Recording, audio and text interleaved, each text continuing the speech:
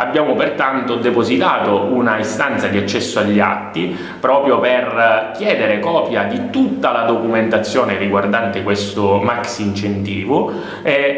accesso agli atti purtroppo al quale il Comune di Catania però, nonostante siano decorsi i tempi previsti per legge, il termine previsto dalla legge, i 30 giorni, non ha risposto. Per l'ennesima volta quindi si è chiuso dietro un silenzio che per certi versi riteniamo anche inquietante, soprattutto perché la richiesta non viene da un singolo cittadino, ma viene da un'associazione rappresentativa gli interessi diffusi di tutti i cittadini. A questo punto non ci resta altro che chiedere che sia il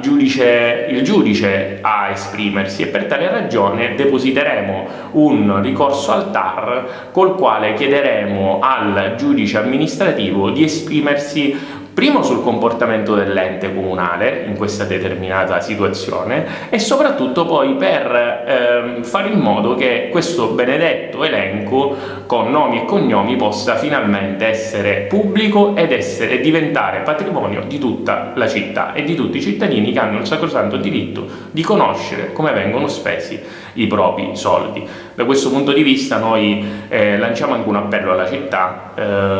e a tutti i cittadini, ai quali diciamo che la nostra associazione è a disposizione di ogni singolo cittadino per raccogliere qualsiasi segnalazione riguardante i cattivi funzionamenti della macchina amministrativa, i cattivi funzionamenti delle istituzioni o situazioni di poca trasparenza.